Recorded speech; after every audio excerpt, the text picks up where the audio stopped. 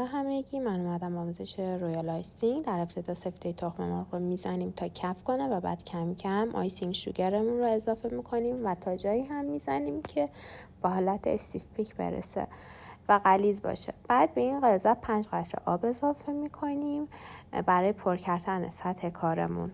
فقط مواظب باشید وقتی که داری سطح کار پر میکنید خیلی بیرون نرید، چون بعداً با کمک خلال چوبی مرتب ترش میکنیم به این شکل تا سطح کارمون یک دست بشه.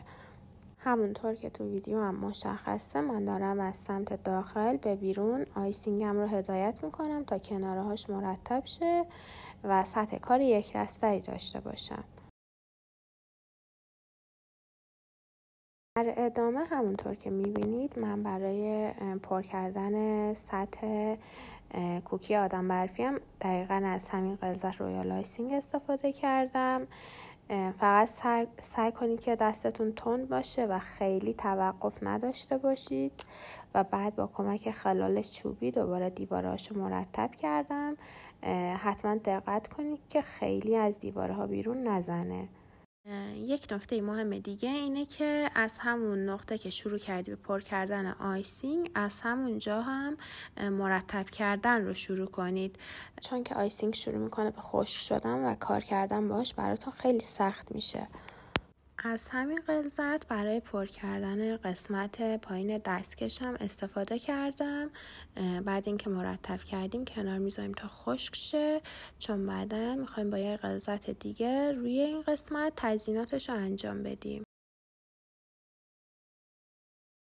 خب کوکی بعدیمون کوکی عصا هست که همونطور که تو ویدیو میبینید من در ابتدا با مداد روش طرحی رو که میخواستم کشیدم تا بعدا بتونم راحت با آیسینگ پرش کنم و کج کوله در نیاد. ولی خب اگه شما تسلط بیشتری دارید این کار اصلا ضروری نیست، به دلخواهه.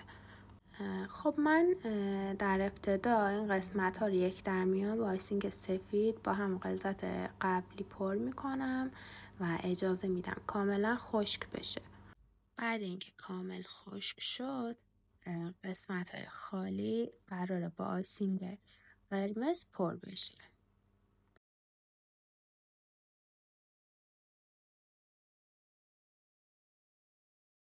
کوکی بعدیمون کوکی آدمک هست که برای پر کردن سطحش ما احتیاج داریم به آیسینگ غلیظ، چون من میخوام بدن آدمک رو با آیسینگ کرم رنگ پر کنم و اینکه رنگ خودش رقیق تر میکنه آیسینگ رو، پس آب رو بعد اینکه رنگ رو اضافه کردم بهش اضافه میکنم و قطعا هم آب کمتر نیاز خواهد داشت نسبت به آیسینگ سفید.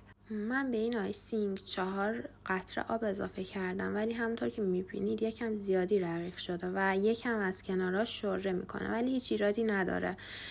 میتونید کناره هاش رو به همین شکل با خلال پاک کنید و اجازه بدید دوباره خشک بشه.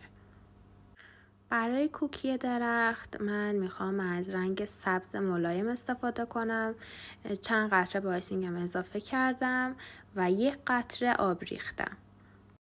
دوباره ریختمش توی قیف و سطح کارم رو باهاش پر کردم. دوباره با خلال چوبی مرتب کردم کناره ها رو و حدود 1 ساعت اجازه دادم تا تو دمای محیط خشک بشه تا بتونم راحت روش کار کنم.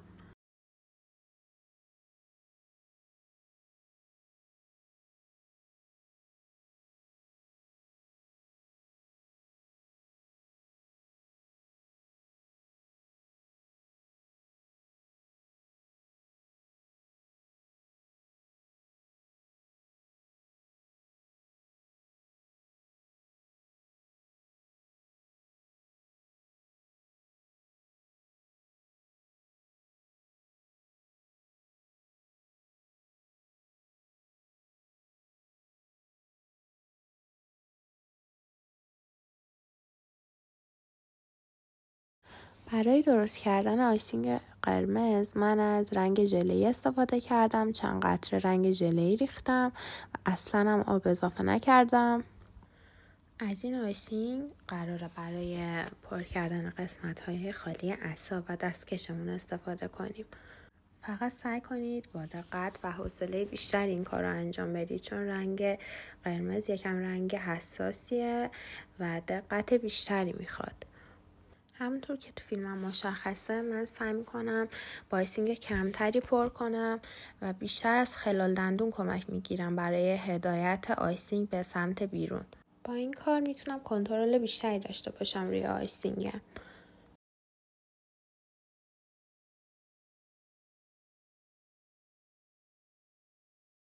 یک روش دیگه برای کنترل بیشتر دورگیری هست. یعنی شما در ابتدا اطراف کوکیتون رو با همون آیسینگ دورگیری کنید و بعد سطح کارتون رو پر کنید با آیسینگ. این کار کمک میکنه که آیسینگتون از کنارها شوره نکنه و نریزه. در ادامه دوباره با خلال دندون یا سیخ چوبی کنارهای کار رو مرتب کنید و آیسینگتون رو هدایت کنید به اطراف و دوباره اجازه بدید حدود 1 ساعت تو دمای محیط خشک بشه.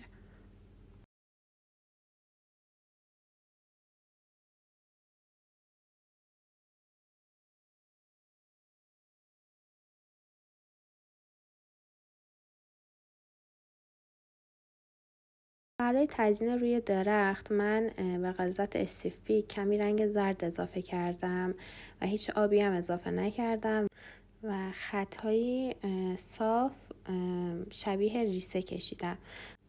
بعد از اینکه کمی خشک شد این خطوط، با همون آیسینگ قرمزی که داشتم پایینشون نقطه گذاشتم تا شبیه چراغ بشن.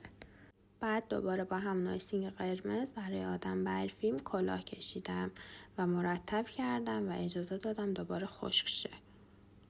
بعد اینکه کمی خشک شد با همون آیسینگ سفیدی که داشتم لبه های کلاه رو کمی برجسته تر کار کردم، مرتب کردم و اجازه دادم کمی خشک شه. رو قسمت پایینی دستکش با آیسینگ سفید کمی پرش میکنم و با قلمو پخشش میکنم تا حالت خیس مانند داشته باشه و شکری که میخوام روش بپاشم به خوبی بچسبه. بلافاصله بعد اینکه با قلم پخش کردید روش شکر بریزید و اضافه‌اشو بته کنید و اجازه بدید دوباره خشک شه. همین کار رو برای لبه کلاه آدم برفی هم انجام میدیم. بعد با همون آیسینگ سفید روی دستکش نقطه های سفید برجسته میکشم. برای دست و پای آدمک و همینطور قسمت بالای سرش خطوط دالبر مانند میکشم. بعد با همون آیسینگ سفید براش لب و دهن میکشم. میتونید هر طرحی دوست داشتید روی آدمکتون اجرا کنید. برای دیزاین دونه برفمون ابتدا خطوط صاف میکشیم و بعد نقطه میذاریم و به پایین میکشیم تا حالت اشکی مانند پیدا کنه و اجازه میدیم خشک شه.